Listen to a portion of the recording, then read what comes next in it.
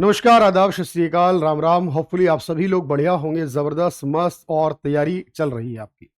इस तैयारी को बेहतर करने के लिए ज़रूरी है रिवीजन क्लासेस। आपका सारा कंटेंट जो आप लोगों ने पढ़ा है, उसे एग्ज़ाम से पहले एक बार रिकॉल कर लेना, ये ज़रूरी होता है। इसीलिए आज की क्लास में हम लोग बात करने वाले हैं नेशनल इनकम को लेकर, यानी कि national income, GDP, GNP, NDP, NNP, ये सारी टर्मिनोलॉजी इसी से रिलेट करती है और इन्हीं को लेकर मैं बात करने वाला हूं। तो होपफुली मेरी बात आपको समझ में आएगी। हर एक पॉइंट को हम डिस्कस करने वाले हैं क्लास में और लगभग हर एक इंफॉर्मेशन जो मैं आपको दूंगा वो जरूरी है, अपडेटेड होनी चाहिए। रिसेंटली जो चेंज आए हैं जीडीपी की रैंक में, वो आपको याद होने चाहिए और हम उसको लेकर भी काम करने वाले हैं। तो चलिए शुरुआत करेंगे आज की क्लास की। और सबसे इंपॉर्टेंट यही है कि देखिए, जब बात जीडीपी की कर रहे हैं, बेसिकली यहाँ बहुत सारी टर्मिनोलॉजी आती है। सबसे पहली टर्म आती है जीडीपी, और बेसिकली इस टर्म को हम डोमेस्टिक इनकम कहते हैं, यानी कि इसी को हम जीडीपी यानी ग्रॉस डोमेस्टिक प्रोडक्ट भी कहते हैं। इसे हिंदी में आप घरेलू आय कहते हो। तो डोमेस्टिक इनकम यानी कि जीडीपी। तो नेशनल इनकम आज का टाइटल है हमारा। चलिए, तो जब हम बात जीडीपी की कर रहे हैं, ग्रॉस डोमेस्टिक प्रोडक्ट की, इसका मतलब ये हुआ है कि अगर हम देश के अंदर, किसी भी देश के अंदर जितनी भी इनकम अर्न करते हैं देश के भीतर, देश के अंदर, यानी हम ये नहीं देखते कि वो किसने कमाई है, बस ये देखते हैं कि वो एक वर्ष के अंदर किसी एक देश की बाउंड्री में अर्न की गई है, तो उस देश की डोमेस्टिक इनकम हो, चाहे किसी ने भी कमाई हो। एक होती है नेशनल इनकम, जिसको आप एनएनपी कहते हो। तो जो नेशनल इनकम है, यानी कि जिसे आप एनएनपी कहते हो शॉर्ट में, इसका मतलब होता है एक देश के सभी नागरिकों ने एक वर्ष में कितनी इनकम कमाई है। तो जब हम एक देश के सभी नागरिकों की बात करें, चाहे उन्होंने दुनिया में किसी भी देश में रहकर कमाई हो, लेकिन एक देश के सभी नागरिकों की जो आय होगी, उसे आप कहोगे बेसिकली नेशनल इनकम। एग्जाम्पल के लिए समझिएगा, भारत का एक नागरिक है, दुनिया के किसी देश में, मान लेते हैं वो फ्रांस में नौकरी करता है। अब वो नागरिक भारत का है लेकिन नौकरी फ्रांस में करता है। अब उसकी जो इनकम जनरेट होगी वो फ्रांस में होगी, क्योंकि वो फ्रांस में हो रही है, इसलिए फ्रांस की डोमेस्टिक इनकम बनेगी। और वो नागरिक भारत का है, इसलिए भारत की नेशनल इनकम बनेगी। तो यहां दो चीजें बनेंगी, एक भारत की नेशनल इनकम हो जाएगी और दूसरी फ्रांस की डोमेस्टिक इनकम। अगर मैं एक और बात करूं, मैं और आप अगर हम भारत में ही रह रहे हैं और भारत में रह के ही कमाएंगे, तो हम भारत के नागरिक हैं, भारत में ही कमा रहे हैं, तो इसका मतलब हमारी इनकम भारत की डोमेस्टिक इनकम का भी पार्ट बनेगी। और हम सभी भारतीय नागरिक हैं, इसलिए भारत की नेशनल इनकम का भी पार्ट रहेगी।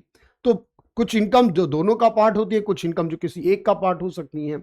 तो अल्टीमेट ये बात आपको याद रखनी है। अच्छा, जब हम ये कैलकुलेट करते हैं, अब इस कैलकुलेशन में जब नेशनल इनकम को डिवाइड करते हैं देश की टोटल पॉपुलेशन से, तब उसे कहते हैं पर कैपिटा इनकम, यानी कि हिंदी में कहते हैं प्रति व्यक्ति आय, शॉर्ट में पीसीआई लिख देते हैं। तो प्रति व्यक्ति आय का मतलब है एक वर्ष की देश के नागरिकों की औसत आय। याद ये रखना है कि जब भी आय निकलेगी तो हमेशा एक साल की ही होगी। जीडीपी एक साल की, एनएनपी एक साल की, और प्रति व्यक्ति आय भी एक साल की होगी। और जो प्रति व्यक्ति आय होता है, इसी को हम मानते हैं सबसे उपयुक्त मापक। यानी जब हमें दो देशों की तुलना करनी हो या किसी देश की तरक्की मापनी हो, तो उस देश की तरक्की को मापने के लिए सबसे उपयुक्त मापक जो माना गया है, यानी जो सबसे ज्यादा अप्रोप्रिएट तरीका माना गया है, वो औसत आय निकाल कर है। पॉइंट क्लियर है तीनों? अच्छा, अब यहां पर एक शब्द आता है बेसिकली कि जब हम राष्ट्रीय आय की गणना करते हैं, तो राष्ट्रीय आय की गणना में एक शब्द आता है नॉमिनल जीडीपी या नॉमिनल नेशनल इनकम। ये जो नॉमिनल इनकम है, नॉमिनल जीडीपी है बेसिकली, इसका मतलब है, यानी नॉमिनल का मतलब नाम मात्र भी कहा जाता है, मौद्रिक भी कहते हैं। जब हम वर्तमान वर्ष कीमतों पर जीडीपी या नेशनल इनकम को निकालें, यानी अभी जो कीमत चल रही है उसके हिसाब से, तो वर्तमान वर्ष कीमतों पर जब हम जीडीपी को निकालें, राष्ट्रीय आय को निकालें, जैसे अभी 2026 चल रहा है तो 2026 के हिसाब से, तो ये हो जाएगी नॉमिनल। और अगर मैं निकालूं रियल, तो रियल का मतलब हो जाएगा, मेरे दोस्त याद रखना, रियल नेशनल इनकम। तो इसका मतलब ये हो जाएगा जब हम इसको निकालेंगे बेस ईयर, यानी कि स्थिर या आधार वर्ष के हिसाब से। इसे हम स्थिर या आधार दोनों नाम देते हैं, बात एक ही है। जब यही कैलकुलेशन हम स्थिर वर्ष कीमतों पर करेंगे तब याद रखिएगा इसको रियल कह दिया जाएगा। अब सवाल यहां पर है कि जब हम स्थिर वर्ष निकालेंगे तो स्थिर वर्ष क्या होगा। देखो अभी जो बेस ईयर है अभी के लिए, क्योंकि बेस ईयर अपडेट हो गया है, 2022-23 हो चुका है अभी के लिए। पहले 2011-12 हुआ करता था, लेकिन अभी अपडेट होके 2022-23 हो गया है। बात क्लियर है यहां तक। तो अगर मैं नॉमिनल निकालूं, रियल निकालूं, और जब इसी को मैं गैप बना दूं तो यहां से एक टर्म क्रिएट होती है जिसका नाम है जीडीपी डिफ्लेटर। अब जो टर्म है जीडीपी डिफ्लेटर, इसका मतलब यह हुआ कि एक रेशो बनाया हमने कि नॉमिनल कितनी है, यानी वो जीडीपी जो नॉमिनल मतलब करंट प्राइस के हिसाब से आई, और रियल कितनी है जो कि बेस ईयर प्राइस के हिसाब से आई है। तो नॉमिनल जीडीपी और करंट जीडीपी का यानी रियल जीडीपी का जब आप रेशियो बना लेंगे तो वही कहलाता है जीडीपी डिफ्लेटर। और ये महंगाई को मापता है, ये महंगाई को भी मापता है, तो महंगाई का भी मापक है ये, याद रखिएगा। इसी को इम्प्लीसिट प्राइस डिफ्लेटर भी कह दिया जाता है। तो होपफुली यहां तक की बात आपको समझ में आ गई होगी। क्लियर है भाई यहां तक तो बात। चलिए एक एक बात क्लियर हो गई। करंट ईयर, बेस ईयर और उसके अकॉर्डिंग सारी वैल्यू मैंने आपको बता दी है। अब हम बात कर लेते हैं सर इससे आगे की बात निकलकर ये आती है कि जब हम जीडीपी की कैलकुलेशन कर रहे होते हैं तो इस जीडीपी की कैलकुलेशन में एक वर्ड आता है जिसका नाम है ग्रीन जीडीपी। जब मैं ग्रीन जीडीपी कहता हूं इसका मतलब होता है कि वो जीडीपी जो पर्यावरण के नुकसान को एडजस्ट करने के बाद आई है। क्योंकि जीडीपी यानी इनकम कमाने के लिए कई बार हम नुकसान भी कर रहे होते हैं, हम इंडस्ट्री लगा रहे होते हैं, पॉल्यूशन बढ़ा रहे होते हैं, साथ में नई नई गाड़ियां आ रही हैं तो पॉल्यूशन भी लेकर आ रही हैं साथ में। तो अल्टीमेट जो पॉल्यूशन है, जो प्रदूषण है बेसिकली, तो अगर मैं जीडीपी में से पर्यावरण के नुकसान को, एनवायरमेंट के नुकसान को घटा दूं तो बची हुई जीडीपी को हम ग्रीन जीडीपी का नाम देंगे। तो जीडीपी में से पर्यावरण के नुकसान को उसको हटा देना ही ग्रीन जीडीपी का पार्ट बन जाएगा।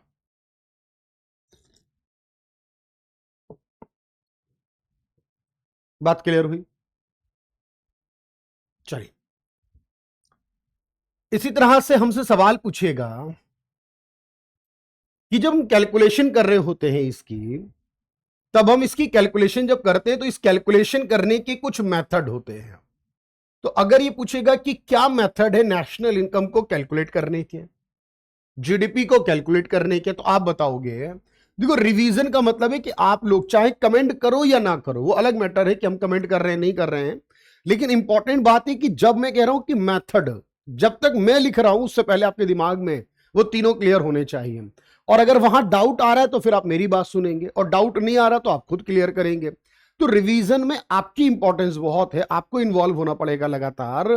तो इसीलिए मैं कह रहा हूं यहां पर, तो आपने कहा जैसे एक होता है इनकम वाला मेथड यानी आय विधि। जब हम आय विधि इस्तेमाल करते हैं तो हम इनकम को लेते हैं कि किसने कितनी इनकम कमाई है, उसकी इनकम के हिसाब से हम लेकर चलते हैं इनकम मेथड यानी आय विधि में। और हम ये कहते हैं जो हमारी फैक्टर इनकम है, वो इनकम जो हमने कमाई है किसी चीज के बदले, फैक्टर इनकम है, वो तो राष्ट्रीय आय में जुड़ेगी। आप कहेंगे सर कैसे, वन की कटाई भी ग्रीन जीडीपी में है। अब वन की कटाई क्यों करी, बिल्कुल अजय भाई, अब वन की कटाई करी है क्यों, क्योंकि वहां इंडस्ट्री लगे। अब इंडस्ट्री लगेगी तो जीडीपी आएगी, लेकिन जो वनों की कटाई कर दी, पर्यावरण नुकसान ही तो करा ना हमने भाई, है सारी चीजें पर्यावरण का हिस्सा। अभी हमने अरावली पर्वत की बात समझी थी जो राजस्थान, गुजरात और दिल्ली तक आता है। हमने कहा इसके काफी सारे क्षेत्र को अब माइनिंग के लिए खोल दिया जाएगा, हमने सुना पीछे, है ना। तो अल्टीमेट इससे जीडीपी बढ़ेगी, कारोबार बढ़ेगा, रोजगार आ सकता है, लेकिन साथ ही पर्यावरण नुकसान करेगा। भाई ये पेड़ भी हमारे पर्यावरण का, ये पहाड़ पत्थर ये सब भी पर्यावरण में आते हैं, ये भी कुछ ना कुछ हमारे लिए क्रिएट कर रहे होते हैं। तो ये बहुत इंपॉर्टेंट होती है चीज। अब आपने का फैक्टर इनकम, जैसे मैंने कहा किसी को मजदूरी मिली तो जुड़ेगी, किसी को सैलरी मिली तो जुड़ेगी, किसी को प्रॉफिट मिला तो जुड़ेगा, किसी ने किराए से कमाए, रेंट से, किसी ने ब्याज से कमाए, इंटरेस्ट से, कोई मिक्स्ड इनकम कमाई, यानी जो उसने कमाई है वो सारी इनकम जुड़ेंगी राष्ट्रीय आय में। अच्छा, जो उसकी ट्रांसफर इनकम है, यानी जो उसने कमाई नहीं बिना कमाए प्राप्त हुई है, तो जो उसकी ट्रांसफर इनकम है जो उसे बिना कमाए मिली है, लॉटरी है, गिफ्ट है, डोनेशन है, चैरिटी है, सब्सिडी है, स्कॉलरशिप है, पेंशन है, ये उसने कमाई थोड़ी है। रिटायरमेंट वाली पेंशन जुड़ती है, रिटायरमेंट वाली, लेकिन उसके अलावा बाकी जो पेंशन होती है वो नहीं जुड़ती है। तो अल्टीमेट आप लोग कहोगे जो ट्रांसफर वाली बात हम कर रहे हैं बेसिकली, यानी जिसमें भी आप लॉटरी, जुआ, गैम्बलिंग, मैंने कहा जिस तरह शेयर मार्केट भी इसमें रखिए, लीगल इलीगल की बात नहीं, उत्पादन होने की बात है, तो शेयर मार्केट को भी रखा इसमें।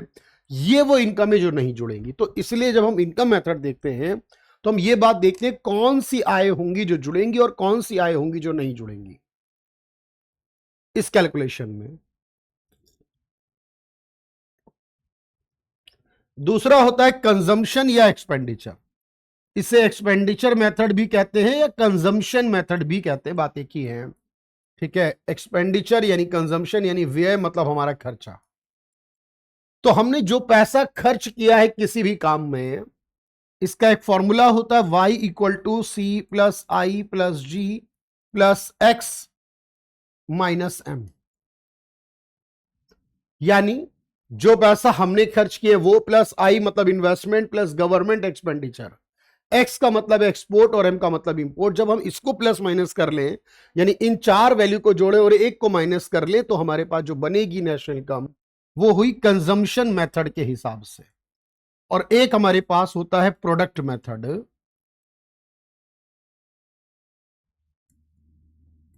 वैल्यू एडेड मेथड भी कहते हैं। अब इसमें जो इंटरमीडिएट है, जो मध्यवर्ती होती हैं, यानी जो अभी पूरी नहीं हुई है, जो इंटरमीडिएट होती है, वो इंटरमीडिएट जो होंगी बेसिकली, इन इंटरमीडिएट को तो इसमें शामिल नहीं किया जाएगा। याद रखना, जो इंटरमीडिएट गुड्स होंगी तो उसको शामिल नहीं किया जाएगा। लेकिन जो फाइनल गुड्स होंगी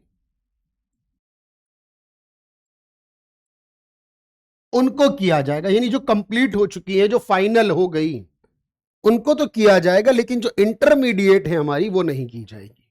तो इस तरीके से हमें याद रखना हर एक मेथड में क्या इंक्लूड करेंगे और क्या इंक्लूड नहीं करेंगे, कहां पर क्या इंक्लूड होना चाहिए।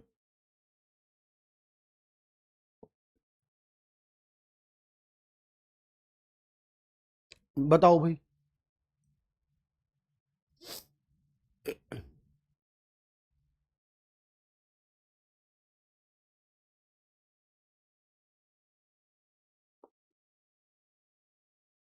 अब देखिए, तो ये भी है, तीन मेथड निकालते हैं और उसके बाद जीडीपी की कैलकुलेट करते हैं। लेकिन सवाल आता है, वर्ल्ड में सबसे पहले नेशनल इनकम किसने कैलकुलेट करी? देखो, वर्ल्ड में जिन्होंने कैलकुलेट करी उनका नाम था विलियम पेटी। तो सबसे पहले विलियम पेटी ने 17th सेंचुरी, मतलब 17वीं शताब्दी में करी थी उन्होंने, इंग्लैंड के हैं विलियम पेटी। और जब बात भारत के विषय में आएगी तो सबसे पहले किसका नाम लोगे? भारत में राष्ट्रीय आय की गणना का प्रथम प्रयास किया दादा भाई नौरोजी ने। और उस समय जो प्रति व्यक्ति आय थी, दादा भाई नौरोजी की गणना के हिसाब से जो प्रति व्यक्ति आय थी उस समय लोगों की, वो 20 रुपए आई थी, 19 रुपए या 20 रुपए लगभग। क्या थी? 20 रुपए प्रति व्यक्ति आय थी।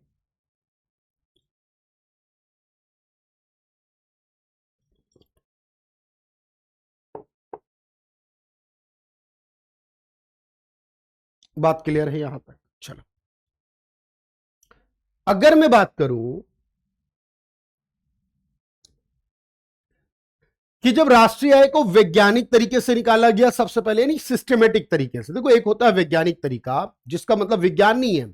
वैज्ञानिक तरीके का मतलब होता है एक सिस्टम बनाना और उस सिस्टम के माध्यम से गणना करना। तो जब हम सिस्टमेटिक तरीके से गणना करेंगे तब क्या होगा बताओ?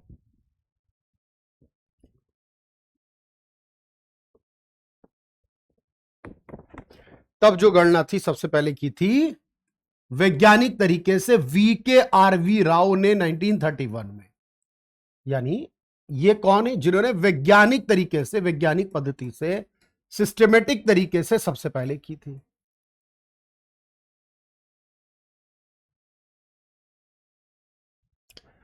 जब 1949 में नेशनल इनकम कमेटी बनी तो उसके अध्यक्ष बने थे पीसी महालनोबिस।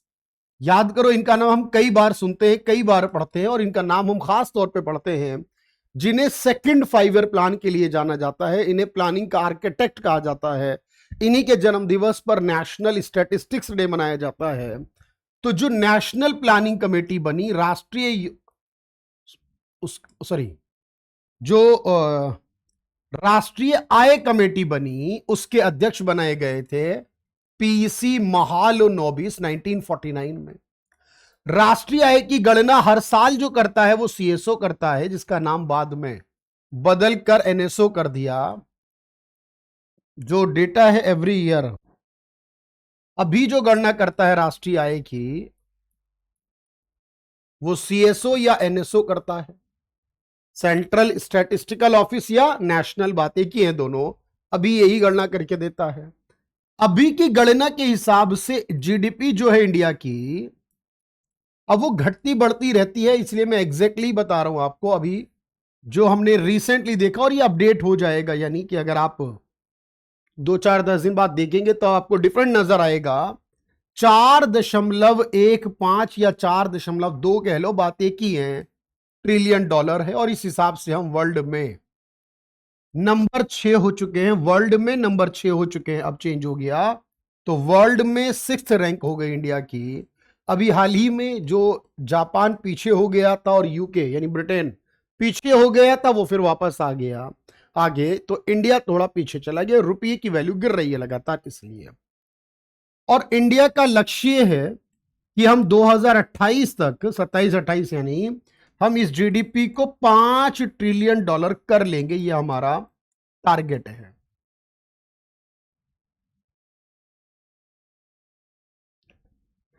अगर इंडिया की जीडीपी निकाली जाए पीपीपी फॉर्म में, यानी परचेजिंग पावर पैरिटी, क्रय शक्ति समता, इंडिया की जीडीपी अगर हम पावर के हिसाब से देखें, यानी इस पैसे में जो खरीद सकते हैं वो कितना है, तो लगभग ये 19 ट्रिलियन डॉलर के आसपास आ रही है।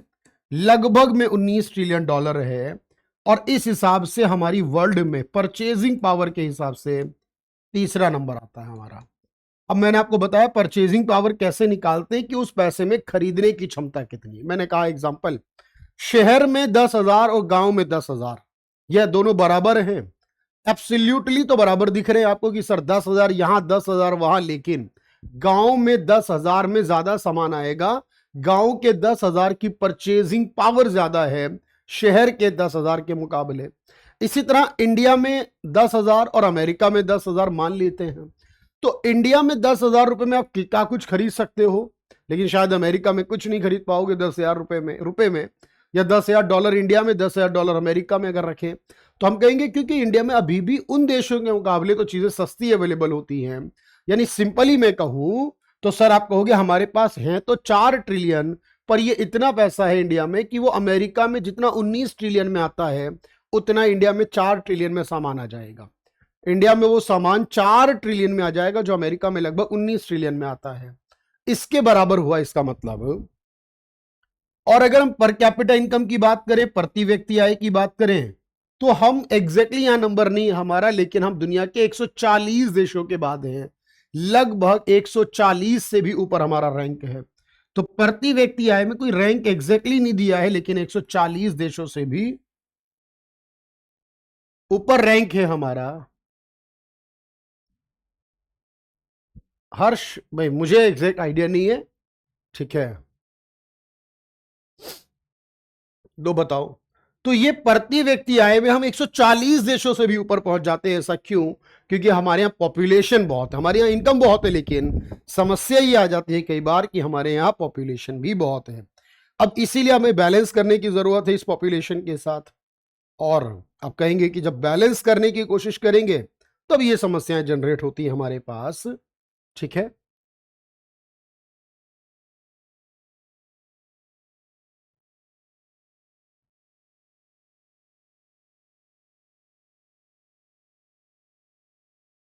तो ये बातें याद रखनी है। अच्छा, अब इन्हीं टर्म्स में हमारे पास और भी टर्म्स आ जाती हैं कई बार, बोलो हाँ या ना।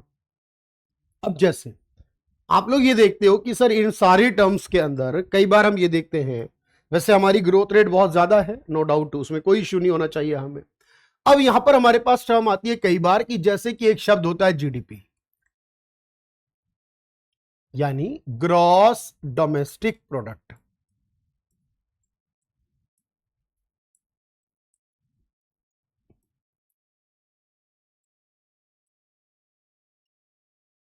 एक शब्द होता है एनडीपी, यानी net domestic product.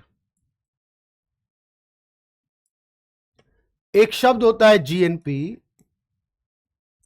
Gross national product.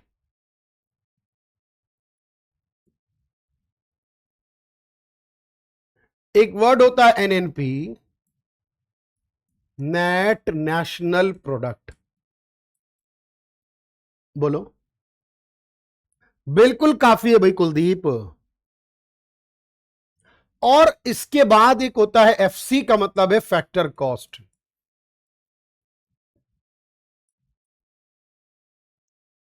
और एमपी का मतलब है मार्केट प्राइस, क्योंकि इसकी फुल फॉर्म है, शब्द है बाजार कीमत, यानी मार्केट प्राइस है, बाजार की कीमत है। तो जब भी ये टर्मिनोलॉजी आती है सारे एक ही मतलब है दोनों सबके, लगभग लगभग, थोड़ा थोड़ा सा डिफरेंस है इनमें। तो आप देखेंगे कि सर मान लीजिए ये सारी टर्मिनोलॉजी है, लेकिन एक शब्द आ रहा है यहां पर, जो शब्द है ग्रॉस, और एक शब्द आ रहा है जो है नेट। इसी तरह एक शब्द आ रहा है डोमेस्टिक और एक शब्द आ रहा है नेशनल। इसी तरह एक शब्द आ रहा है फैक्टर कॉस्ट और एक शब्द आ रहा है मार्केट प्राइस। यानी अल्टीमेट मिलाकर देखें तो यहां तीन ही तो शब्द आ रहे हैं भाई। अभिषेक कुमार भाई बताओ, यहां तीन ही शब्द आ रहे हैं भाई। तो अब आपने कहा सर ये तीन शब्द में क्या अंतर है, देख लो ध्यान से। अगर इस पूरी बात को ध्यान से समझोगे तो तीन शब्द में क्या अंतर है। ग्रॉस में से अगर डेप्रिसिएशन घटाएंगे, ग्रॉस को कहते हैं हिंदी में सकल, मतलब टोटल, और इसमें से अगर आप नुकसान घटा दोगे, जो भी नुकसान में हुआ, जिसे डेप्रिसिएशन कहते हैं, मूल्यह्रास कहते हैं, समय के साथ जो वैल्यू गिर जाती है हमारे सामान की, हम कोई सामान खरीदे 1 लाख रुपए का, 1 साल के बाद वो रह जाएगा 40,000 का, 50,000 का, 60,000 का, जितना नुकसान हो गया वो डेप्रिसिएशन है, और उसके बाद जो बचेगा उसे कहेंगे नेट, यानी कि शुद्ध। अब मैथमेटिकली ये समझ लो ध्यान से कि सर अगर मुझे ग्रॉस दे और नेट पूछे, तो ग्रॉस की वैल्यू में से डेप्रिसिएशन घटा दो, नेट आ जाएगा। नेट दे ग्रॉस पूछे तो नेट में डेप्रिसिएशन जोड़ दो, इधर इधर ले जाके जोड़ दो, फिर ग्रॉस आ जाएगा। मुझसे पूछे ग्रॉस नेट में किस बात का अंतर है, तो मैं कहूंगा डेप्रिसिएशन का अंतर है। मतलब वही x minus Y equal to Z वाला फॉर्मूला। अब x माइनस वाई जेड, तीन में से दो पता है, कोई भी आप तीसरा बता दोगे, तो ग्रॉस में डेप्रिसिएशन यानी नुकसान घटाओगे तो नेट मिलेगा। बस ये याद रखा, तो इसको इधर ले आओ प्लस करो, उधर ले आओ माइनस करो, कुछ भी करो, लेकिन इसी से इस्तेमाल होगा। अच्छा, जितना देश में कमाया, दूसरा ग्रुप क्या है, डोमेस्टिक नेशनल। जितना देश में कमाया वो डोमेस्टिक है, और जितना विदेश में कमाकर लाए भारत के लोग, जिसे विदेशी कमाई कहेंगे, एनएफआईए कहेंगे, यानी विदेशों से प्राप्त आए, विदेशों से प्राप्त आए,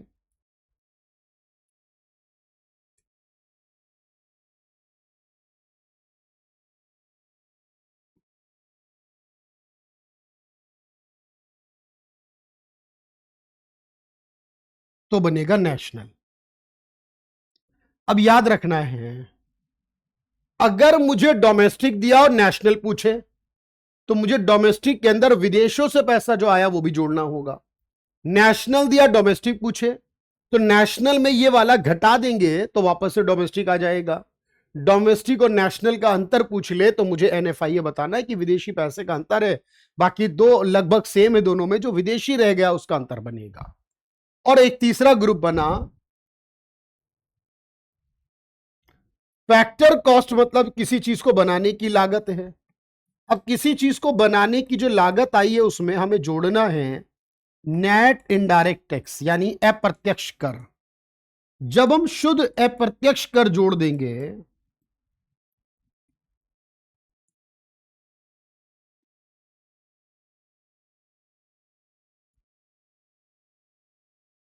तो बनेगा मार्केट प्राइस यानी बाजार की कीमत।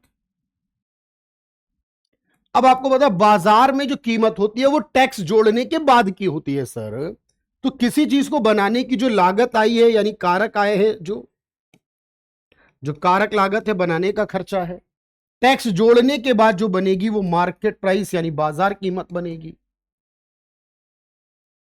तो कहने का अर्थ क्या है समझो कि सर अगर मान लो मुझे फैक्टर कॉस्ट दी हो और मुझे मार्केट प्राइस पूछे तो फैक्टर कॉस्ट में एनआईटी यानी नेट इनडायरेक्ट टैक्स जोड़ देंगे। और अगर मार्केट प्राइस दे के फैक्टर कॉस्ट पूछ ले तो मार्केट प्राइस में से ये उधर ले जाके माइनस कर देंगे तो ये आ जाएगा। और अगर इन दोनों का डिफरेंस पूछ ले तो ये आएगा। मतलब जो भी सवाल बनेंगे वो इसी के आधार पर बनेंगे। वैसे सवाल सामान्य तौर पर कम बनते हैं प्रैक्टिकली न्यूमेरिकली फॉर्मूला बेस्ड, लेकिन फिर भी हमारा काम मेहनत करना है। रिवीजन का मतलब ये कि हर एक चीज को आप पढ़कर जाए। जैसे एक क्वेश्चन बनाता हूं मैं कि डिफरेंस बता दीजिए जीडीपी में और एनडीपी में। अगर आप ध्यान से देखेंगे ये पूरा भी मिल सकता है, जीडीपी और एनडीपी में कह दो या फिर ग्रॉस डोमेस्टिक प्रोडक्ट और नेट डोमेस्टिक प्रोडक्ट में कह दो। अगर आप इन दोनों में डिफरेंस निकाल रहे हो तो मुझे बताओ क्या निकालोगे, कैसे निकालोगे। अब आप इसको चाहो तो जितना आसान कर लो, जितना मुश्किल कर लो, ये आप पे डिपेंड करता है। देखो इसका सॉल्यूशन क्या है। या तो आपको ये दिया होता है तो आप इसको ऐसे लिख लो जीडीपी थोड़ा दूर दूर करके, और इसी के नीचे दिया एनडीपी, इसको लिख लिया आपने और इसको बस मैथ की तरह प्लस माइनस कर दिया कि देखो सर यहां पर डी और डी कट गया, पी और पी कट गया, डी से डी कट गया, पी से पी कट गया, बच के आ गया। ये जी का मतलब है ग्रॉस, आप पूरा याद रखो। नेट का मतलब है नेट, ये मतलब है ना भाई, इतना तो मान रहे हो ना। फुल फॉर्म पढ़ने का मतलब ही क्या है, ग्रॉस डोमेस्टिक और नेट डोमेस्टिक। तो जी का मतलब है ग्रॉस, एन का मतलब है नेट, और तो कुछ नहीं आ सकता। और इनके बीच का डिफरेंस क्या है, ये रहा, यानी इनके बीच में है नुकसान का फर्क। बस ये इसका आंसर हो गया कि एक चीज का अंतर है दोनों में। एक अगला सवाल देखिए जरा, difference between NDP MP and NNPFC. ठीक, ये मान लिया हमने। हमें कुछ नहीं करना, जो दिया है उसको वैसे ही लिखना है। एनडीपीएमपी ये लिखा आपने सॉल्यूशन में, और उसके नीचे लिखा एनएनपीएफसी, ये लिख दिया आपने बिल्कुल। अब जो कट रहा है वो काट दिया, बस बात खत्म हो गई। ये दोनों कट गए आपस में, दोनों एन एन कट गए, ये दोनों पीपी कट गए। अब क्या बच गया, बस ये बच गया। देखो ये डी क्या है, पढ़कर देख लो, नेट डोमेस्टिक है सर। ये अगर नहीं समझ में आता तो फुल फॉर्म फिर पढ़ लो, डोमेस्टिक है ये। और ये एन क्या है, नेट नेशनल है ये शब्द। तो बताओ डोमेस्टिक और नेशनल में फर्क है तो किस बात का, विदेशी पैसे का। ये एमपी मतलब कीमत और कॉस्ट में फर्क है तो किसका, टैक्स यानी एनआईटी का। ये रहा भाई, इन दोनों के बीच बात आई, तीन ही तो फॉर्मूले हैं टोटल मिलाकर। तो ये एनआईटी का, इन दोनों में बात आ गई तो एनएफआईए का, और अगर पहले वाले में अंतर होता तो डेप्रिसिएशन का। इस तरीके से क्वेश्चन करना होता है। ये लिखने में इतना टाइम लगा रहा हूं मैं आपको, तो सेकंड में काम होना है ये सारा। तो ये बस याद रखो, ये है हमारा बेस्ट रिवीजन। और मैं हमेशा कहता हूं रिवीजन करते रहो, क्योंकि रिवीजन करते रहोगे तो चीजें याद रहेंगी। एग्जाम से पहले बहुत जरूरी होता है, लगातार करना होता है। हर टॉपिक को इसी तरह कवर करना है आपने। तो चले आज की इस क्लास में इतना ही रख लेते हैं। रिवीजन हो गया हमारा इस टॉपिक को लेकर पूरा। मिलेंगे आपसे आगे और बात करेंगे काफी सारी। तो चलिए, thank you everyone, thank you so much.